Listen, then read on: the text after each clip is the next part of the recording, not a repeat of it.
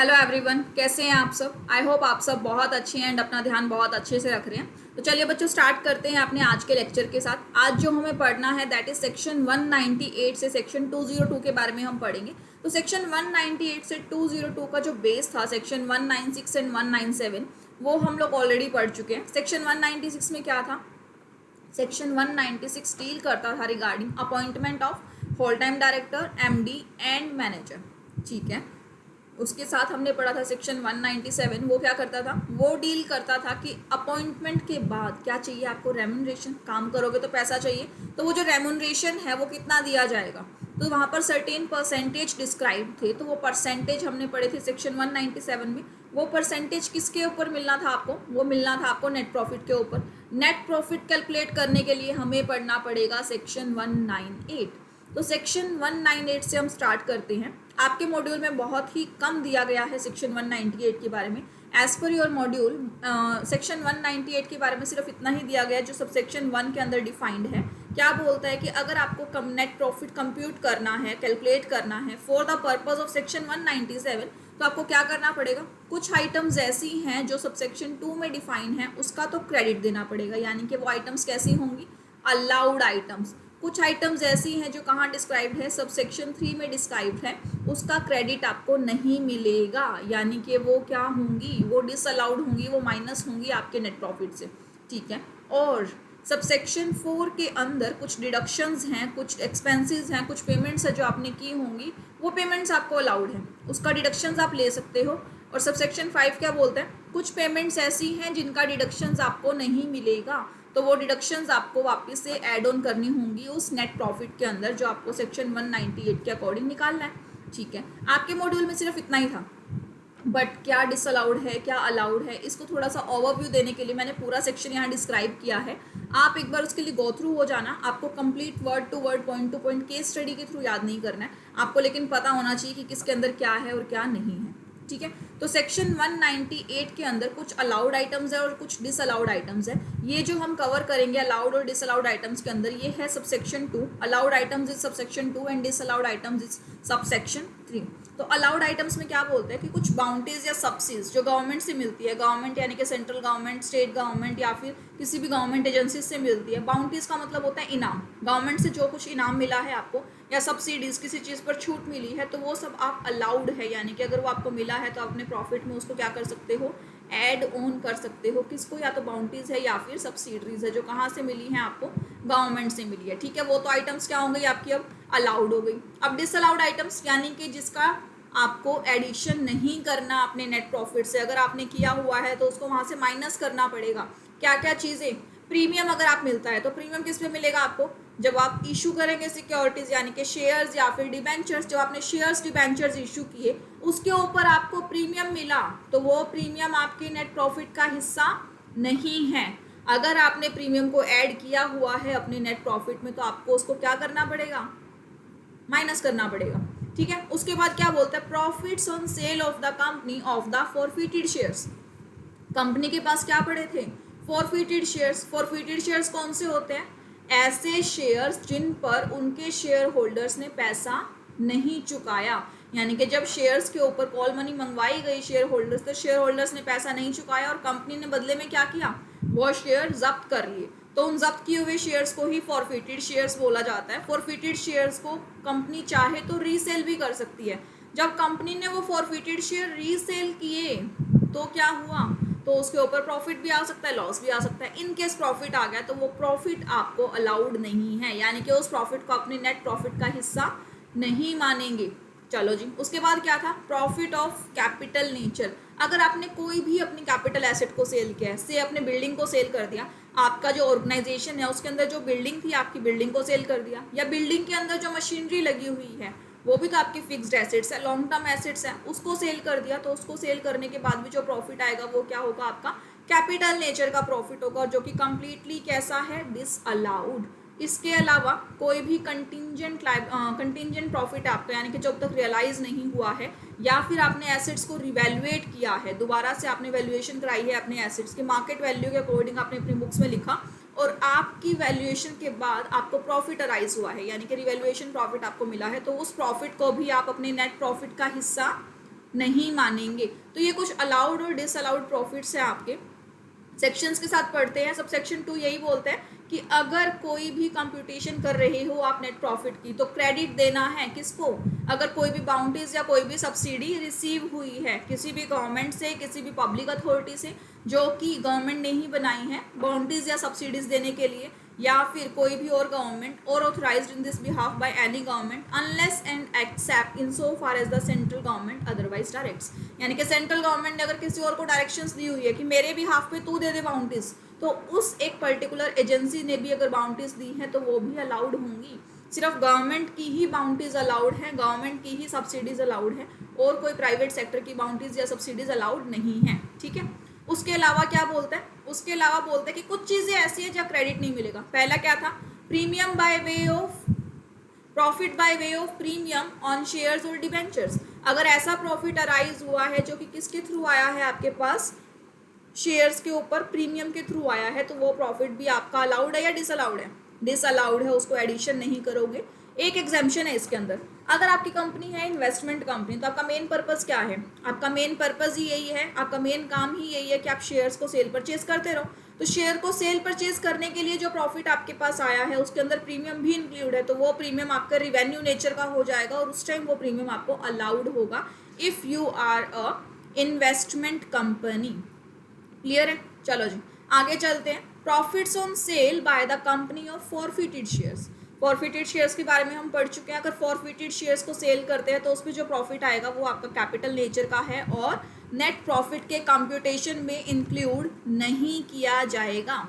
Subsection सी पढ़ते हैं। Subsection सी के अंदर क्या बोलते हैं? सबसेक्शन सी में बोलता है कि अगर आपने सेल कर दिया किसको? हमारी कंपनी की अंडरटेकिंग को, यानी कि बिल्डिंग सेल कर दिया, फिर आधी बिल्डिंग को ही सेल कर दिया, इसका कोई पार्ट सेल कर दिया, तो उस टाइम पर वो जो प्रॉफिट आएगा वो किस नेचर का होगा? वो होगा आपका कैपिटल नेचर का प्रॉफिट, और कैपिटल नेचर का प्रॉफिट अलाउड नहीं होता। ठीक है सर, आगे क्या बोलते हैं? Profit from the sale of any immovable property. अब ये बात करता है प्रॉपर्टीज़ के बारे में। आपके पास प्रॉपर्टीज़ है, फिक्स्ड एसेट्स है, ठीक है जी, कैपिटल है हमारी, कैपिटल है तो उसके ऊपर जो प्रॉफिट राइज होगा वो भी किस नेचर का होगा? कैपिटल नेचर का होगा। अगर आपकी कंपनी ने क्या किया, आपकी कंपनी ने अगर कोई फिक्स्ड एसेट्स बेची या इमूवेबल प्रॉपर्टी बेची, तो उसका जो प्रॉफिट अराइज हुआ है उसका आपको डिडक्शन नहीं मिलेगी, एक्सेप्ट अगर आपकी कंपनी क्या है, आपकी कंपनी डील ही फिक्स्ड एसेट्स के अंदर करती है, यानी कि फिक्स्ड एसेट्स को खरीदना बेचना आपका पेशा है, ऑर्डिनरी कोर्स ऑफ बिजनेस है, तो उस टाइम पर वो जो प्रॉफिट है वो आपके रिवेन्यू नेचर का माना जाएगा और रिवेन्यू नेचर का प्रॉफिट अलाउड होता है। ठीक है, एक प्रोवाइजो है इसके रिगार्डिंग, क्या बोलते हैं कि अगर आपने अपनी कोई फिक्स्ड एसेट्स बेची है, सिर्फ फिक्स्ड एसेट्स के बारे में बात कर रहा है यहाँ पे, अगर आप अपनी फिक्स्ड एसेट्स बेचते हो तो उसकी अमाउंट को दो तरीके से कैलकुलेट करो। पहला तरीका क्या है? जो आपने सेलिंग वैल्यू है आपकी, यानी कि आपने फिक्स्ड एसेट्स को मार्केट में सेल किया तो उसकी वैल्यू, जो सेलिंग वैल्यू है उसको उठाओ, उस सेलिंग वैल्यू में से माइनस करो क्या? Return down value of that fixed assets, यानी कि जो बुक्स के अंदर रिटर्न डाउन वैल्यू उसकी लिखी हुई है आपने, उस रिटर्न डाउन वैल्यू को उस ओरिजिनल वैल्यू से माइनस करो। जब आपने उस ओरिजिनल वैल्यू को उस रिटर्न डाउन वैल्यू से माइनस किया तो क्या होगा? तो होगा कि आपका जो डिफरेंस निकल कर आएगा कि कितने ज़्यादा में आपने बेची है अपनी एसेट्स, यानी कि fixed assets minus written down value is equals to profit. कितना प्रॉफिट आया आपको उसकी एसेट्स को बेचने के ऊपर? ठीक है जी, इसको अभी मानते हैं हम डिफरेंस वन। ठीक है, डिफरेंस वन हमने मान लिया। अब यहाँ पर अब ये जो डिफरेंस वन है हमारे पास, चलो जी क्या किया हमने, इसकी जो सेलिंग वैल्यू है ये उठाई और जो रिटर्न डाउन वैल्यू है ये उठाई, इन दोनों को माइनस किया तो हमारे पास क्या आया? हमारे पास आया डिफरेंस नंबर वन। ठीक है जी, डिफरेंस वन आ गया अब हमारे पास। और क्या कह रहा है? और ये बोल रहा है कि जो उस एसेट्स की ओरिजिनल वैल्यू थी, यानी कि उसकी ओरिजिनल वैल्यू उठा लो और उसकी रिटर्न डाउन वैल्यू उठा लो। अगर अब आप original value minus written down value करोगे तो आपके पास क्या आएगा? तो आपके पास आएगा डिफरेंस नंबर टू। अब आपके पास दो तरह के डिफरेंस आ गए। डिफरेंस वन किससे आया? फिक्स्ड एसेट्स की जो सेलिंग वैल्यू है उसको माइनस किया आपने रिटर्न डाउन वैल्यू से, तो आ गया डिफरेंस वन। डिफरेंस टू किससे आया? आपका original cost minus the return down value, तो उससे आ गया हमारा डिफरेंस टू। अब एक डिफरेंस तो ये है हमारे पास, एक डिफरेंस ये है हमारे पास, तो इन दोनों डिफरेंस में एक्चुअल प्रॉफिट तो यही है ना डिफरेंस वन वाला, तो डिफरेंस वन का प्रॉफिट चेक करो। अगर डिफरेंस वन का प्रॉफिट एक्सीड करता है यानी कि ग्रेटर देन है किससे, डिफरेंस टू के प्रॉफिट से। अगर डिफरेंस वन का प्रॉफिट एक्सीड करता है डिफरेंस टू के प्रॉफिट से, तो कहाँ तक अलाउड होगा और कहाँ तक डिसअलाउड होगा, तो जहाँ तक D2 है ना यानी कि डिफरेंस टू तक का जो प्रॉफिट है वो तो अलाउड कर दो, उसका तो क्रेडिट दे दो। और जितनी वैल्यू डिफरेंस टू से एक्सीड करती है यानी कि अगर इस केस में क्या होगा, आप D1 माइनस D2 करके देखो, ठीक है, D1 माइनस D2 कर दो, उसके बाद क्या आएगा आपके पास, एक और डिफरेंस आ गया जिसको बोल दो आप D3।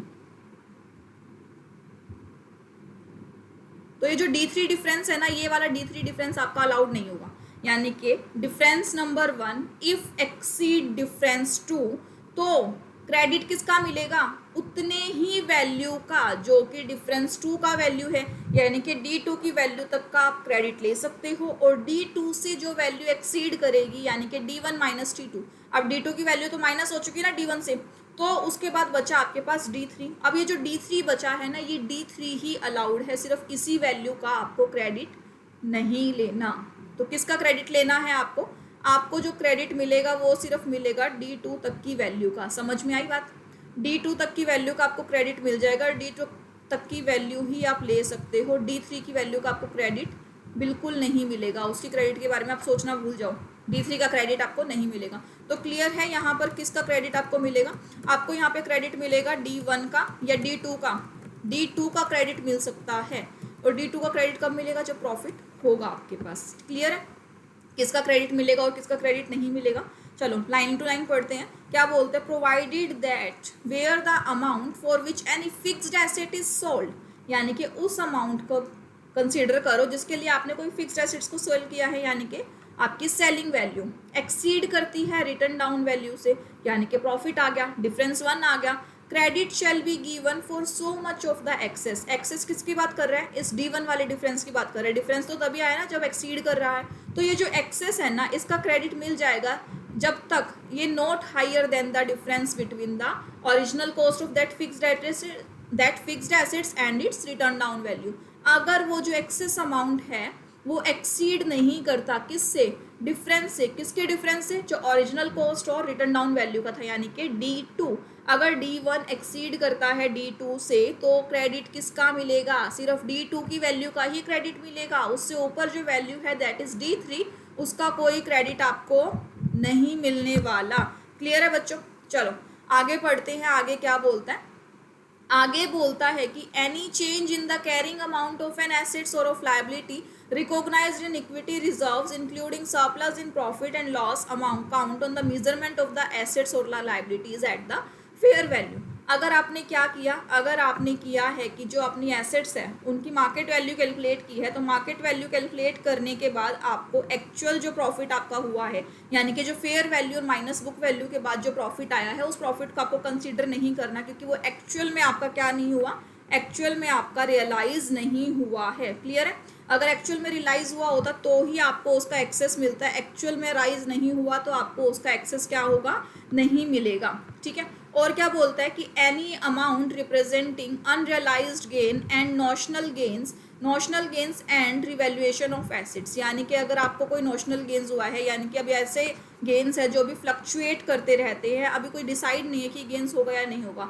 इन शॉर्ट अगर मैं आपको बोलूँ कि कंटिंजेंट आपके गेन्स हुए हैं, कोई अभी कंफर्म नहीं है कि वो गेन आपका है कि नहीं, तो ऐसे गेन को आपको कंसीडर नहीं करना। और रिवैल्यूएशन ऑफ एसेट्स करवाया तो भी आपको उसको कंसीडर नहीं करना है। तो क्या क्या आइटम अलाउड है और क्या क्या आइटम नहीं अलाउड है, कोई भी कैपिटल नेचर का प्रॉफिट तो पहली बात आपको अलाउड ही नहीं है। एक एक्सेप्शन थी सबसेक्शन डी के अंदर, सब क्लॉज डी के अंदर, वो भी क्या थी कि अगर आपकी जो सेलिंग वैल्यू और रिटर्न डाउन वैल्यू के अंदर डिफरेंस है, यानी कि प्रॉफिट है, तो वो प्रॉफिट किससे एक्सीड नहीं होना चाहिए, original value minus the return down value. Maximum amount का दिया हुआ है कि डिडक्शन मैक्सिमम कितनी आपको अलाउड है। ठीक है, चलो जी आगे चलते हैं।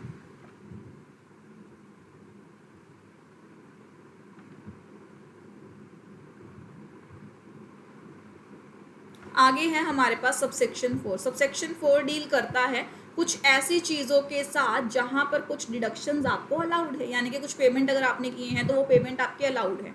सेक्शन 198 का जो प्रॉफिट है सिर्फ आपकी रेम्यूनरेशन के लिए कैलकुलेट नहीं होता, आपके जो है CSR एक्टिविटीज़ के लिए भी कैलकुलेट होता है, या 2-3 जगह और भी हैं आपके कंपनीज एक्ट के अंदर जहाँ पर आपको प्रॉफिट एज पर सेक्शन 198 निकालना होगा। तो आपको अकॉर्डिंगली अपने यहाँ पर डिडक्शंस जो है मैनेज करने होंगे। यहाँ पर अगर हम बात कर रहे हैं, हम इसको पढ़ रहे हैं सेक्शन 197 के रिगार्डिंग, तो वहाँ पर डायरेक्टर रेम्यूनरेशन था, तो यानी कि डिडक्शन किसका नहीं मिलेगा, डायरेक्टर रेम्यूनरेशन का। पे ही नहीं की ना वो तो अभी तक, वो तो हम कैलकुलेट ही कर रहे हैं, तो जब कैलकुलेट कर रहे हैं पे ही नहीं की तो डायरेक्टर रेम्यूनरेशन यहाँ नहीं आएगा। तो यहाँ पर जो सारी चीज़ें दी हुई है, ये पॉइंट्स दिए हुए हैं, ये जनरल पॉइंट्स हैं जो आपकी कंपनी के ऊपर एप्लीकेबल होता है, उसको आप कंसीडर कर सकते हैं। ठीक है, तो अब क्या बोलता है कि कंप्यूटेशन करने के अंदर कुछ डिडक्शंस है जिनको अलाउड किया जाना चाहिए, जैसे कि आपके वर्किंग चार्जेस है, जो ऑफिस के नॉर्मल आपके वर्किंग चार्जेस है वो अलाउड है। रेम्यूनरेशन दिया है आपने, बोनस दिया है, कमीशन दिया है, और भी तो एम्प्लॉयज़ है आपकी कंपनी में, टेक्नीशियंस है, प्रैक्टिस पर्सन आते हैं, कुछ कमीशन देते हो, बोनस देते हो, किसी भी काइंड ऑफ की पेमेंट दी है आपने स्टाफ को, तो वो पेमेंट अलाउड है। वो सैलरी उनको जो दी है by way of bonus, by way of commission, सब अलाउड है। कोई भी अगर आपने टैक्स पे किया है जो कि सेंट्रल गवर्नमेंट ने नोटिफाई किया था, कब, जब कोई एबनॉर्मल प्रॉफिट आपको होता है, तो वो अगर आपने टैक्स पे किया है तो वो टैक्स पेमेंट भी आपकी अलाउड है। ठीक है सर, और क्या बोलता है, और बोलता है कि any tax on business profit impose for special reasons or in special circumstances and notified by the government in this behalf. कोई भी टैक्स आपने दिया है किसी भी ऐसे प्रॉफिट पे जो कि किसी स्पेशल रीज़न या स्पेशल सर्कमस्टांसेस के अंदर आपने बिजनेस किया था और सेंट्रल गवर्नमेंट ने उसको अलाउड किया गया है, तो आप उस चीज़ को अलाउड कर सकते हो, उस टैक्स का आप डिडक्शंस ले सकते हो यहाँ पे। और क्या बोलता है, interest on debentures issued by the company, जब आप यहाँ पे इंटरेस्ट दे रहे हो डिबेंचर्स पे तो वो भी आपका अलाउड है। रेगुलर नेचर क्या पेमेंट कर रहे हो, क्या उसका पैसा यूज़ कर रहे हो।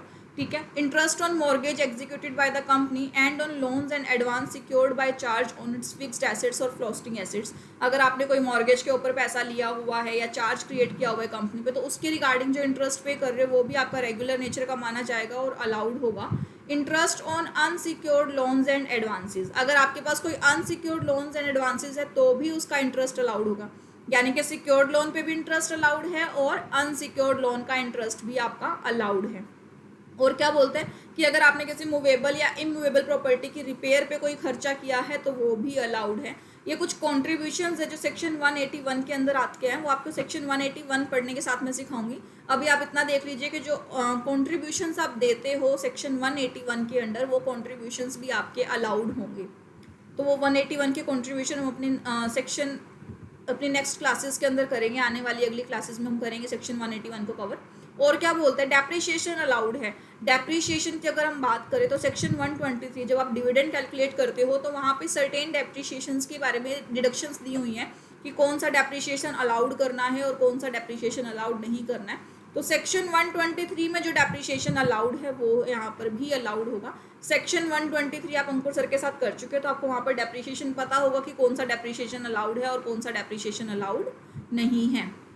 ठीक है, the excess of the expenditure over income which had arisen in computing the net profit in accordance with this section in year in so far such excess hadn't been deducted in any subsequent year। यानी कि कोई भी expenditure ऐसा है, यानी कि अगर कोई एक्सपेंस इनकम से ऊपर है यानी कि लॉस है तो उसको आप डिडक्ट तो कर सकते हो, पर सिर्फ इसी कंडीशन पे डिडक्ट कर सकते हो कि वो आगे आने जाने वाले किसी भी साल में डिडक्ट ना किया गया हो। यानी कि जो आपका कैरी फॉरवर्ड वाले लॉसेस हैं वो आपके अलाउड यहाँ पर नहीं होंगे। सिर्फ कौन से होंगे, जो करंट ईयर से डील करते हैं, सिर्फ वही लॉसेस आपके यहाँ पर डिडक्ट होंगे। ठीक है, any compensation or damages to be paid in virtue of any legal liabilities including a liability arising from breach of contract। अगर आपको कोई भी कंपनसेशन देना पड़ गया, कोई भी डैमेजेस देने पड़ गए, क्यों, क्योंकि आपने ब्रीच ऑफ कॉन्ट्रैक्ट किया, तो वो अलाउड है। आपके जो लीगल लाइबिलिटीज़ हैं वो आपके लिए अलाउड है, उसका आप नेट प्रॉफिट के अंदर डिडक्शंस ले सकते हो, क्योंकि आपने जो रेगुलर बिजनेस को करने के लिए तो कोई कॉन्ट्रैक्ट किया था, तो उसके जो लीगल डैमेजेस आपके यहाँ पर अलाउड हैं। Any sum by way of insurance against the risk of meeting any liability such as is referred into clause M। अगर आपने अपनी किसी भी लीगल लाइबिलिटी के लिए कोई इंश्योरेंस लिया गया है तो उस इंश्योरेंस के लिए जो भी प्रीमियम आप पे कर रहे हो उस प्रीमियम का डिडक्शंस भी आप ले सकते हो। और क्या बोलते हैं, debt considered bad and return of or adjusted during the year of account. Bad debts जो हैं आपके, वो बैड डेट्स भी आप डिडक्ट कर सकते हो, यानी कि वो भी ऐसा लॉस है आपका जो रिकवर नहीं होने वाला आपका, तो उसको भी आप यहाँ पर डिसअलाउड कर सकते हैं। ठीक है, तो ये तो कुछ थे आपके अलाउड डिडक्शंस जिसको आप अलाउ कर सकते हैं। अब यहाँ पर कुछ ऐसी चीज़ें हैं जो डिसअलाउड है, यानी कि इनका डिडक्शंस नहीं ले सकते। ऑल्दो आपने पेमेंट किया है फिर भी आप डिडक्शंस नहीं ले पाओगे। क्या है वो है आपका इनकम टैक्स या सुपर टैक्स। किसी भी तरह का आप टैक्स पे कर रहे हो, टैक्स पे करते हैं हम प्रॉफिट के ऊपर, तो प्रॉफिट आपको कैलकुलेट करना है, नेट प्रॉफिट कैलकुलेट करने के लिए आपको टैक्स डिडक्ट करना पड़ता है। तो for the purpose of section 198 calculation of net profit आपको इनकम टैक्स वहाँ पर डिडक्ट नहीं करना है। एक एक्सेप्शन है जो सबसेक्शन 4 में टैक्सेशन अलाउड है, वो टैक्स आप माइनस कर सकते हो, इसके अलावा कोई और टैक्स आप माइनस नहीं करेंगे। और क्या बोलते हैं, कोई भी कंपनसेशन आपने अपनी इच्छा से दिया है, आपका मन कर रहा था कि बेचारे का लॉस हो गया मैं उसे कंपनसेशन दे देता हूँ, तो वो आपने अपनी मर्जी से दिया है, वॉलेंट्रली पेमेंट किया है। अपना जो पेमेंट आप वॉलेंट्री करते हो उस पेमेंट के डिडक्शंस आपको अलाउड नहीं है, उसके अलावा हर चीज़ आपको अलाउड है। ठीक है, मतलब अगर आपकी कोई एक्चुअल में लीगल डैमेजेस है, आपके ऊपर लाइबिलिटी है कि आपको पे ऑफ करना ही पड़ेगा, तब तो अलाउड है। बट आपके ऊपर कोई ऐसी लाइबिलिटीज़ नहीं थी, आपका दिल अच्छा है, आप पेमेंट करना चाह रहे हो, तो उस टाइम पर वो जो पेमेंट आप कर रहे हो वो आप अपनी इच्छा से कर रहे हो और वो बिजनेस का लॉस ना मान के फिर आपकी वो इच्छा मानी जाएगी। जैसे कि आप कॉन्ट्रीब्यूशंस देते हो, तो उस टाइम पर वो जो कॉन्ट्रीब्यूशन, वो कंपेंसेशन है, डैमेजेस आपने किसी को दिए हैं, किसी का लॉस आपने मेक गुड किया है, तो उस टाइम पर वो पेमेंट आपको अलाउड नहीं होगी।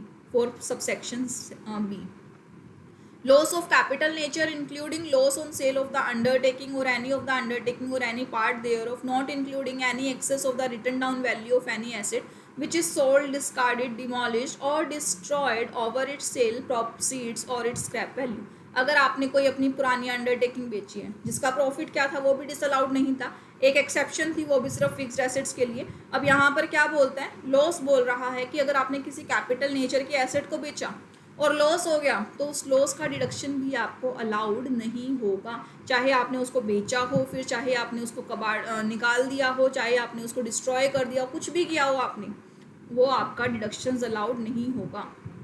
Any change in the carrying amount of an assets or of a liability recognized in equity shares including surplus in profit or loss account on measure of the assets or liability at the fair value। क्या बोलते हैं कि अगर आपकी liability में कोई भी change आ गया, क्योंकि आपने जो अपनी एसेट्स को है ना रीस्टेट किया था, यानी कि आपने अपनी बैलेंस शीट की दोबारा से कैलकुलेशंस की या फेयर वैल्यू पे इनको कैलकुलेट करवाया, मार्केट वैल्यू पे कैलकुलेट कराया और उसके अंदर से आपकी लाइबिलिटी बढ़ गई, चेंज आ गया उसके अंदर कुछ, तो उस चेंज की वजह से भी जो डिडक्शंस आपको मिलनी चाहिए वो डिडक्शंस यहाँ नहीं मिलेंगी, क्योंकि हमने इस चेंज के प्रॉफिट को भी अलाउड नहीं किया था, तो इस चेंज की हम डिडक्शंस को भी अलाउड नहीं करेंगे।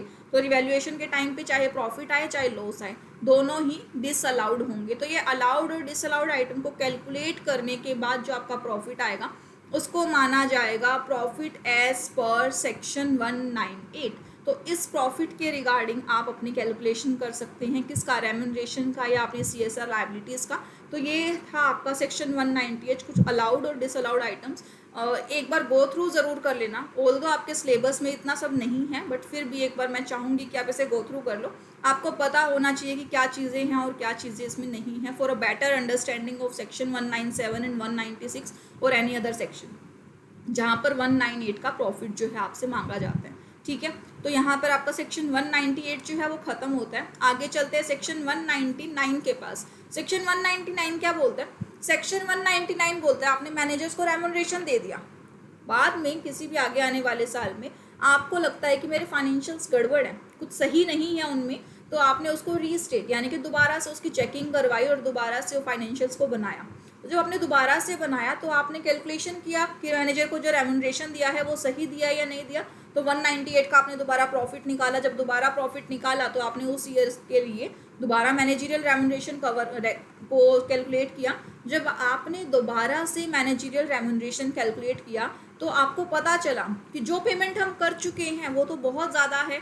कितना ज़्यादा है, किससे ज़्यादा है, उससे ज़्यादा है जो हमें एक्चुअल में पे करना चाहिए था उस साल के फाइनेंशियल्स के अकॉर्डिंग। तो ये बोलता है सेक्शन 199, अगर आपको कभी भी ऐसा पता चलता है कि आपने रेम्यूनरेशन ज़्यादा पे किया हुआ है बाय द रीज़न क्या था, उसका रीज़न ये था कि आपके फाइनेंशियल्स गलत बने हुए थे, तो उस टाइम पर जो रेम्यूनरेशन एक्सेस में पे किया है उसको आप रिकवर कर सकते हैं।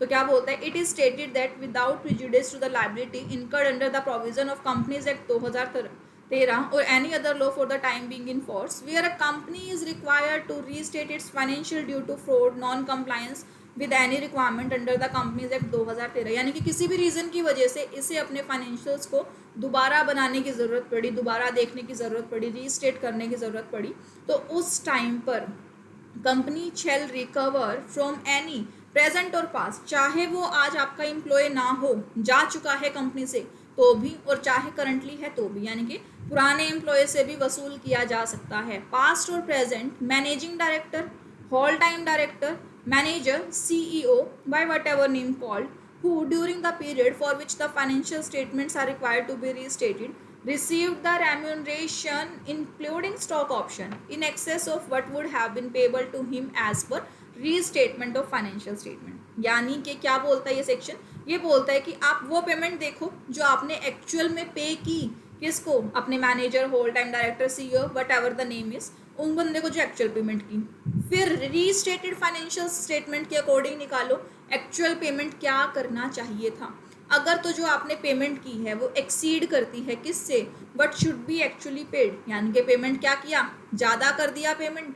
जब पेमेंट आपने ज़्यादा कर दिया, जितना देना चाहिए था उससे कहीं ज़्यादा आपने पेमेंट कर दिया, तो जितना ज़्यादा आपने पेमेंट किया, यानी कि जो एक्चुअल देना चाहिए था और जो एक्चुअल पे किया, उन दोनों के बीच का क्या निकाल लो, डिफरेंस निकाल लो। तो वो जो डिफरेंस आएगा वो डिफरेंस आप वापस ले सकते हो। किससे वापस ले सकते हो, प्रेजेंट वाले से भी और पास्ट वाले से भी। ABC आपके पास 3 थे, उसमें 2 तो आपके होल टाइम डायरेक्टर है और 1 आपका MD है। तो ये जो A और B हैं ये आपके होल टाइम डायरेक्टर हैं और C है आपका MD है। तो वो जो दोनों होल टाइम डायरेक्टर थे ना, उनको एक्सेस में पेमेंट रिसीव हुआ है, और उन A और B में से A तो जा चुका है, B अभी भी कंपनी में है, तो आप B से भी रिकवर कर सकते हो और आप उस गए हुए डायरेक्टर यानी कि A से भी रिकवर कर सकते हो। तो ये प्रोविज़न आपको कौन देता है, ये बेनिफिट्स आपको देता है सेक्शन 199। जो आपका पैसा खा के भाग गया, ऑल्दो उसने ज़बरदस्ती नहीं खाया, आपने खुद खिलाए थे, फिर भी आप उससे मंगवा सकते हैं क्योंकि आपके फाइनेंशियल्स क्या थे, गड़बड़ थे। तो ये लोग भी तो मैनेजमेंट का पार्ट थे, इनकी भी तो जिम्मेदारी थी फाइनेंशियल्स पे ध्यान देने की, तो आप उन लोगों से मंगवा सकते हैं। ठीक है, इसके साथ ही आपका सेक्शन 199 खत्म। सेक्शन 200 क्या बोलता है, 200 बोलता है कि कंपनी चाहे तो सेंट्रल गवर्नमेंट की गाइडलाइंस को यूज़ करके अपना मैक्सिमम रेम्यूनरेशन फिक्स कर सकते हैं कि हम इतनी लिमिट तक ही आपका रेम्यूनरेशन देंगे। तो जब आप ये लिमिट फिक्स करोगे ना, तो कंपनी को फाइनेंशियल पोजीशन अपनी देखनी चाहिए, अपने को ये देखना चाहिए कि रेम्यूनरेशन और कमीशन वो कितना उठाते हैं हमारी कंपनी से। हर एक के लिए सेम तो नहीं डिसाइड कर सकते ना, हर किसी की कैपेबिलिटीज़ अलग है, पोजीशन अलग है, रैंकिंग्स अलग है, क्वालिफिकेशंस अलग है, तो हर किसी की लिमिट्स भी अलग अलग होगी, पोजीशंस की लिमिट्स अलग होंगी। तो रेम्यूनरेशन और commission drone by the individual concerned in any other capacity.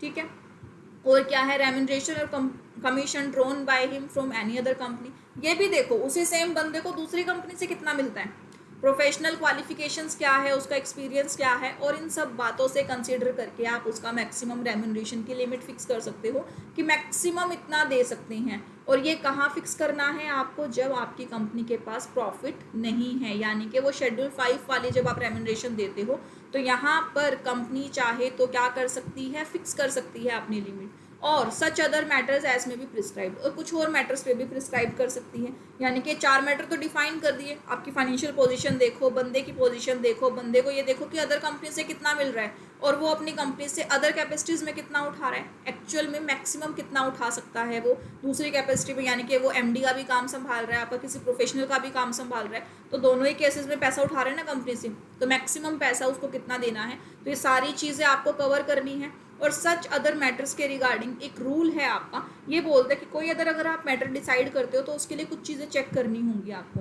तो रूल 6 लगता है आपका कंपनीज अपॉइंटमेंट एंड रेम्यूनरेशन के रिगार्डिंग। रूल 6 क्या बोलता है, रूल 6 बोलता है कि अगर आपको सब सेक्शन E यानी कि कोई और अदर मैटर डिसाइड करना है तो नीचे वाले कुछ पॉइंट्स को कंसिडर करना चाहिए।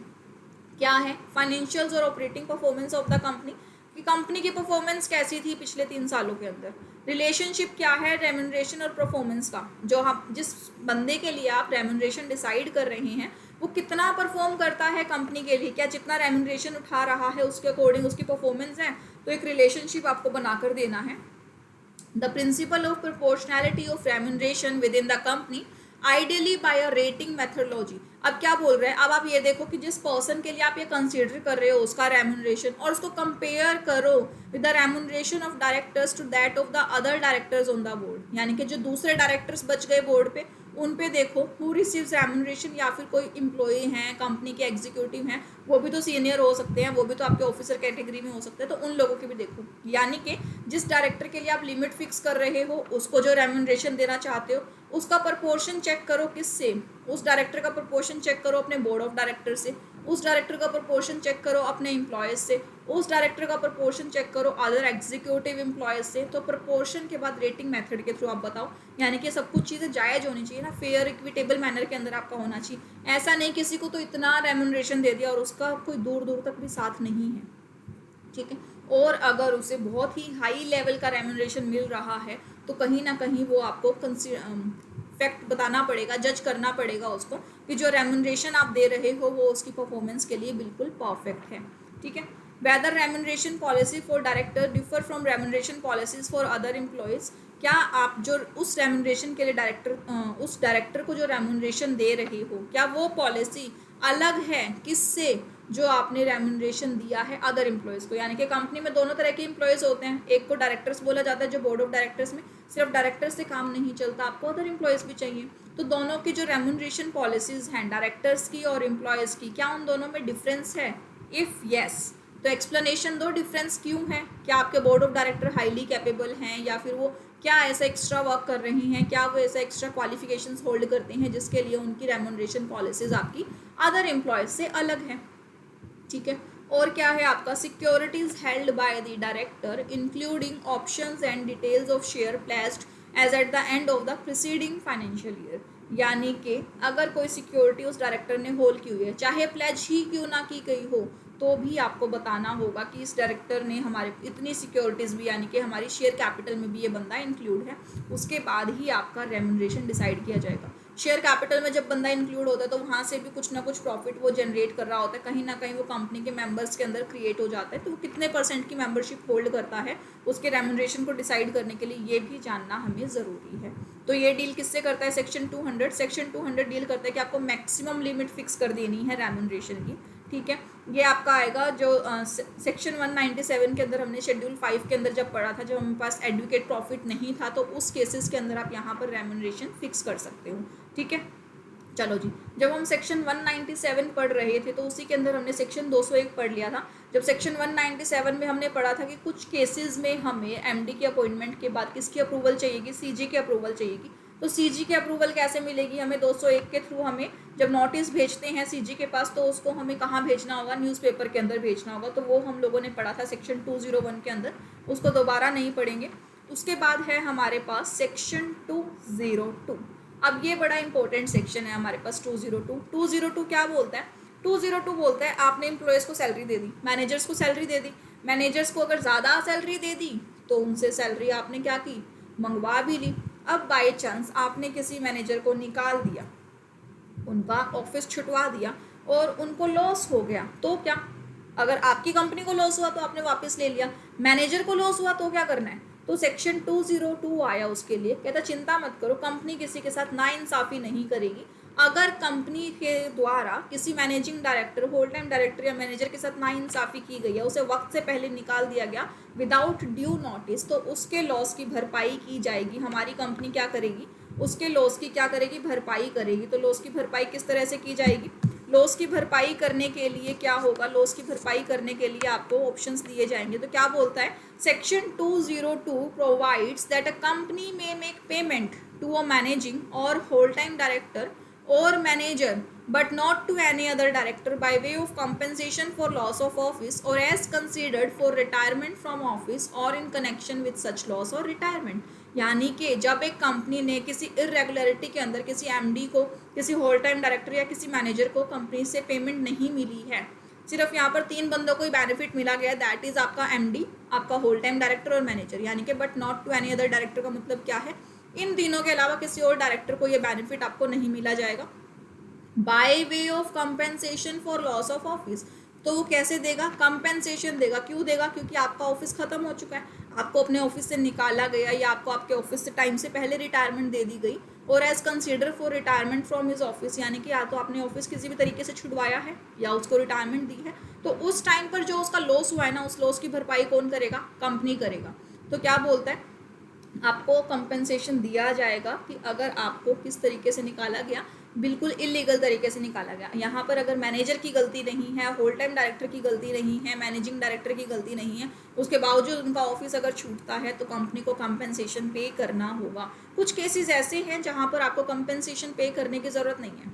क्या, अगर आप अमलगमेशन कर रही हैं, मर्जर अमलगमेशन कर रहे हैं, आप सब बच्चे मेरे साथ पढ़ चुके हैं मर्जर अमलगमेशन के बारे में, तो क्या बोलते हैं कि where the director resign from office as a result of the reconstruction of the company or of its amalgamation with any other body corporate or bodies corporate, or is appointed as the managing or the whole time director, manager or other officer of the constructed company or of the body corporate resulting from the amalgamation। यानी कि अगर किसी director ने office से resign किया, क्यों resign किया, क्योंकि वो एक एप्लीकेशन का हिस्सा था। कौन सी एप्लीकेशन, जो आपने अमलगमेशन की दूसरी बॉडी कॉर्पोरेट्स के साथ। जब आप अमलगमेशन करते हो तो आपको ऑलरेडी एक स्कीम बनानी पड़ती है, और वो जो स्कीम होती है आपकी ट्रिब्यूनल से अप्रूव्ड होती है, एनसीएलटी से अप्रूव्ड होती है। तो यहाँ पर हर एक केस एनसीएलटी ने ऑलरेडी कंसीडर किया हुआ है, तो यहाँ पर आप 202 के अंदर आकर अपना कंपेंसेशन नहीं मांग सकते। जो भी चीज़ें हैं वो आपकी स्कीम के अंदर लिखी होंगी, तो अगर आप स्कीम के थ्रू निकाले गए हो तो आपको कोई कंपेंसेशन नहीं मिलेगा।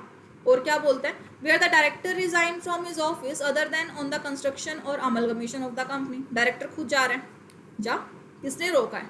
अगर आप खुद जा रहे हो, अपनी मर्जी से ऑफिस छोड़ के जा रहे हो, तो भी कंपनी लायबल नहीं है आपको क्या देने के लिए, कंपेंसेशन देने के लिए। Where the office of the director is vacated under section 167, अगर आपको कोई डिसेबिलिटी के रिगार्डिंग निकाला जाता है तब भी आपको कंपेंसेशन नहीं मिलेगा। where the company is wound up whether by the order of tribunal or voluntarily, providing the winding up was due to the negligence or default of the directors। Company wind up में जा चुकी है, company मरने की कगार पे है, और वो जो कंपनी मर रही है, चाहे वो ट्रिब्यूनल मोड से मर रही हो, चाहे वो वॉलंटरी मोड से मर रही हो, दोनों ही हम पढ़ चुके हैं, ट्रिब्यूनल और वॉलंटरी वाला आपको याद होना चाहिए। चलो जी, वॉलेंट्रली और ट्रिब्यूनल दोनों के तरीके में से चाहे कोई तरीके से आपका वाइंड अप हो रहा हो, लेकिन जो वाइंड अप हो रहा है ना, उसके पीछे हाथ किसका था, उन डायरेक्टर्स का ही हाथ था। डायरेक्टर्स गलतियों पे गलतियां करते गए, जिससे कंपनी के फाइनेंशियल्स डाउन हुए और अब बंद करने की कगार पे पहुंच चुकी है कंपनी। अब आपकी गलती की वजह से हमारी कंपनी खत्म हो रही है और आपको हम कंपेंसेशन दें, बिल्कुल नहीं। तो आपको इस केस में भी कंपेंसेशन नहीं मिलेगा, ठीक है। और क्या बोलता है, और बोलते हैं कि where the director has been guilty of fraud, breach of trust और ग्रॉस नेग्लिजेंस और mismanagement of the conduct of the affairs of the company और एनी सब्सिडरी कंपनी और होल्डिंग कंपनी। यानी कि डायरेक्टर ने चाहे आपकी कंपनी के साथ, आपकी सब्सिडी कंपनी के साथ या आपकी होल्डिंग कंपनी के साथ किसी भी तरह का मिसमैनेजमेंट किया, किसी तरह का फ्रॉड किया और उस फ्रॉड के थ्रू वो निकला, तो भी उसे कंपेंसेशन नहीं देना आपको। या फिर where the director has instigated, instigated का मतलब होता है जालसाजी में शामिल होना, या फिर कुछ ऐसी हरकतें करना, कुछ ऐसे जाल बिछाना जिससे आप मजबूर हो जाओ उसे निकालने के लिए। हैज़ टेकन डायरेक्टली और indirectly in bringing about the termination of office, उस डायरेक्टर ने जानबूझ के या डायरेक्टली या इनडायरेक्टली आपको मजबूर किया कि मुझे ऑफिस से निकाल दिया जाए, तो उस केस में भी उस डायरेक्टर को कंपेंसेशन नहीं देना। लेकिन ये जो पांचों पॉइंट हैं, यहाँ पर जो फ्रॉड वाला केस है, जालसाजी वाला केस है, ये आपको प्रूफ करने पड़ेंगे। अगर आपकी कंपनी देने से मना करती है और डायरेक्टर मांगता है और आपके ऊपर अगर लीगल केस हो जाता है, तो ये सारी चीज़ें प्रूफ करने वाली होंगी कि ये डायरेक्टर जो है जालसाजी में इंक्लूड था, इसने खुद को खुद ही निकलवाया है, तो उस टाइम पर ये आपको देना होगा, ठीक है। तो सबसेक्शन 1 क्या बोलता है, कंपेंसेशन देना पड़ेगा। सबसेक्शन 2 क्या बोलता है, इन केसेस में कंपेंसेशन देना ही नहीं है। सबसेक्शन 3 भी कुछ बोलता है। सबसेक्शन 3 बोलता है कि कंपेंसेशन सिर्फ तभी मिलेगा जब उसने अपने कार्यकाल में सैलरी भी उतनी नहीं उठाई जो उसको उठानी चाहिए थी। देखते हैं डिटेल में क्या बोलता है। Any payment made to managing और होल टाइम डायरेक्टर और manager shall not exceed the remuneration which he would have earned if he had been in office for the remainder of his term or of 3 years, which is shorter, calculated on the basis of average remuneration actually earned by him during a period of 3 years immediately preceding the date on which he ceased to hold office, or where he held the office for a lesser than 3 years during such period. क्या बोलते हैं कि अगर आपने payment किया है किसको, MD को, होल टाइम डायरेक्टर को, मैनेजर को, और अगर उनका जो पेमेंट है एक्सीड करता है रेम्यूनरेशन से, यानी कि जो आप उनको ऑलरेडी पेमेंट कर चुके हो वो पेमेंट ज़्यादा था उनके रेम्यूनरेशन से, उनका रेम्यूनरेशन कितना, अगर वो 3 साल और काम करते कंपनी में, या फिर जो भी उनका टेन्योर बचा हुआ था, 5 साल के लिए अपॉइंट किया जा सकता है ना, तो से अगर एक डायरेक्टर 3 साल तक काम कर चुका है, 2 साल का टेन्योर बचा, तो 2 साल या जितना उसका टेन्योर बचा है उतना टाइम, या फिर मैक्सिमम 3 साल, अगले 3 साल या जो बचा हुआ टेन्योर है वो, इन दोनों में से जो भी कम है, उस टेन्योर में जितना रेम्यूनरेशन पे अर्न करता उससे ज़्यादा रेम्यूनरेशन वो ले चुका है, whichever is shorter, calculated on the basis of average remuneration actually earned by him during a period of 3 years immediately preceding the date on which he ceased to hold office, or provided he where he held the office for a lesser period than 3 years during such period. अब क्या बोलता है ये, जिस दिन आपका director resign कर रहा है उसके बाद आपको 2 पीरियड कैलकुलेट करनी है। 2 पीरियड कौन कौन से कैलकुलेट करनी है,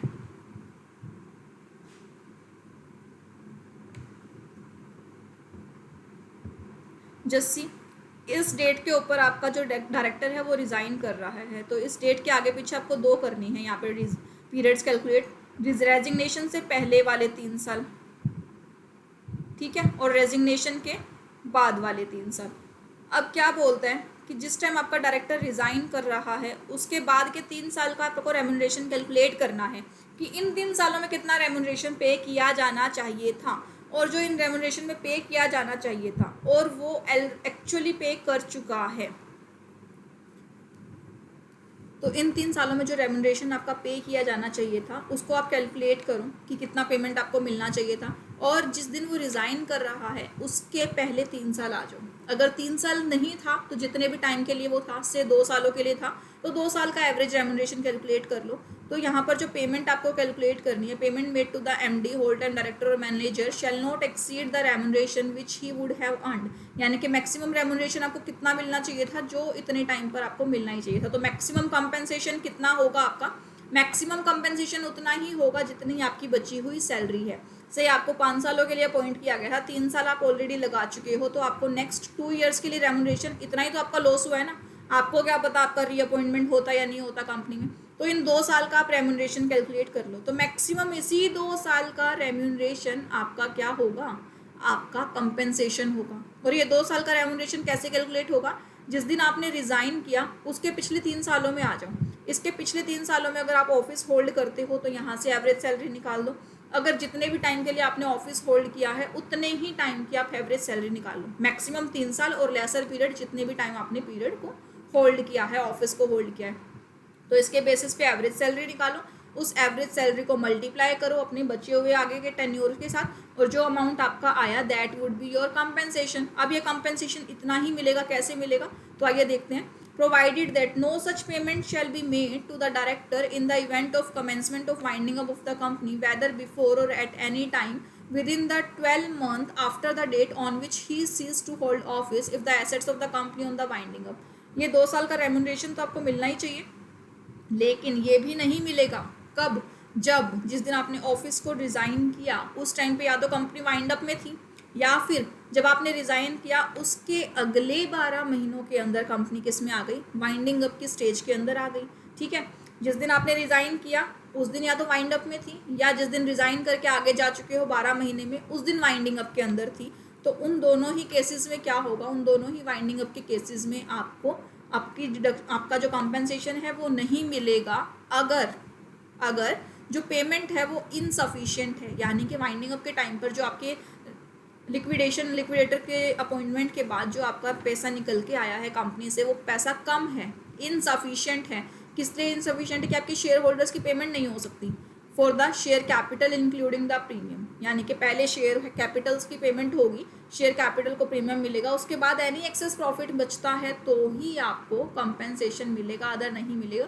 और ये कौन से केस में होगा, जब आप वाइंडिंग अप में होंगे। तो सेक्शन 1 सेक्शन 202 का सबसेक्शन 1 सबसेक्शन 2 क्या बोलते हैं? सबसेक्शन 1 बोलते हैं कि आपको पेमेंट मिलेगी, कंपनसेशन मिलेगा। सबसेक्शन 2 बोलते हैं कुछ केसेस में नहीं मिलेगा। सबसेक्शन 3 लिमिट लगाते हैं, मैक्सिमम कितना मिलेगा, कितना मिलेगा? जिस दिन रिजाइन किया उसके बाद 2 टेन्योर आपके पास, बाद वाला टेन्योर, पहले वाला टेन्योर।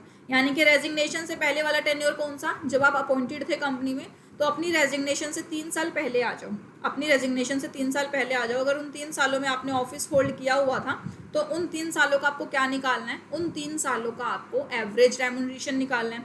3 साल से कम टाइम के लिए होल्ड किया हुआ था तो उस कम टाइम के लिए निकाल लो। यहाँ पर एवरेज रेम्यूनरेशन निकाला, उसके बाद रेजिग्नेशन के अगले टेन्योर में आ जाओ, यानी कि जब आप कंपनी का पार्ट नहीं थे, तो उसके बाद नेक्स्ट 3 ईयर्स या फिर जितने टर्म के लिए आपका टेन्योर बचा हुआ है, यानी कि मैक्सिमम कंपनसेशन कितने सालों तक का मिल सकता है? 3 सालों तक का।